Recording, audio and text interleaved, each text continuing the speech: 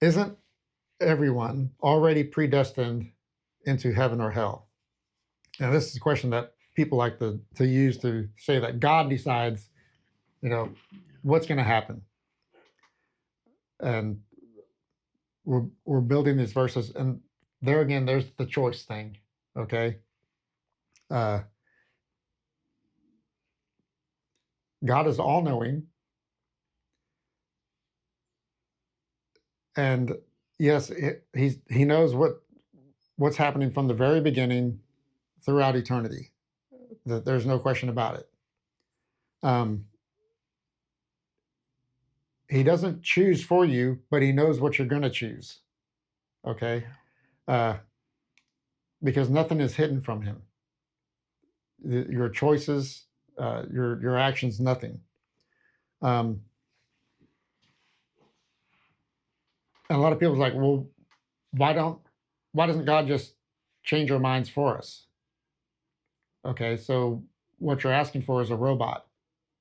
Yes, I'll do everything that you need me to do. And he had brought it up about free will. If God was able to choose for us, then free will doesn't exist. Yeah.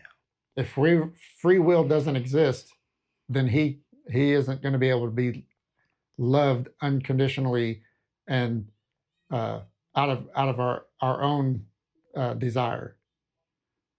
You can, as you had said, somebody can make you love them, and they'll pretend to love you, but that's not real love. Okay, uh, and I think let's see, I do have a verse for this one here. His desire, all right, is for everyone to go to heaven, and you'll find that in 2 Peter 3:9. All right, his desire is that no one goes to hell. His desire was for everyone in the entire world, the entire population of Earth, from Adam to the very last person, is that every one of them goes to heaven. But it's our choice because we choose to love or not. Yeah.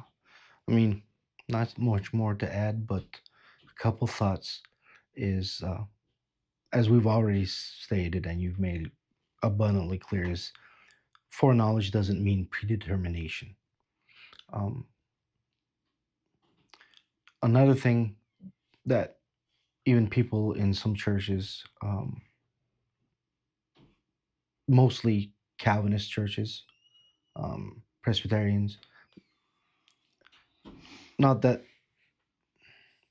I still love y'all, don't get me wrong, but they read certain verses that talk about the elect, the chosen of the Lord, and they interpret that as, oh, we're chosen to go to heaven or hell.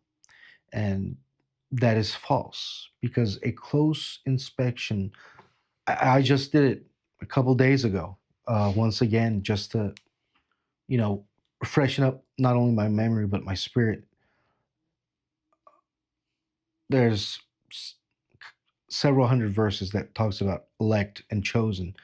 And every single one of them in the New Testament is about either Israel being chosen as a nation or as the church being chosen, or the body of Christ being chosen as a grafted in part of Israel.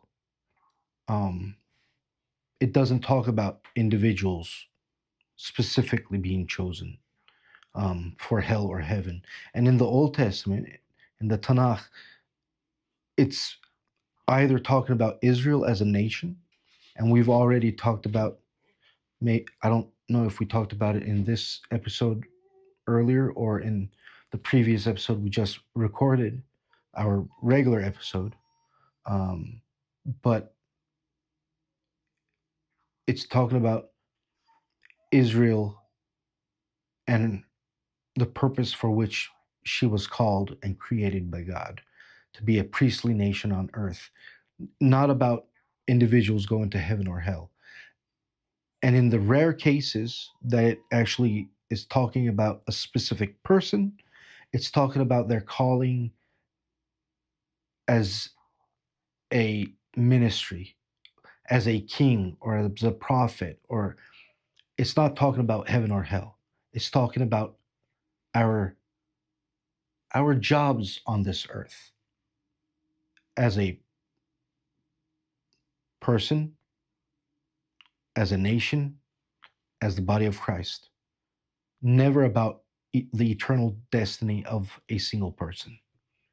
God does not determine who goes to heaven or hell. We determine whether we go to heaven or hell. That's it. You know, building on that elect,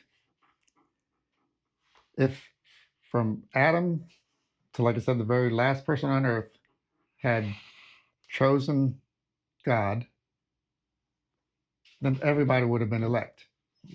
That's what it's saying. You know, it's not like you were saying the Calvinists, and they're saying, well, he chose these certain people. He chose everybody, so everybody could have been the elect. Yeah. But out of free will, Yeah. yeah.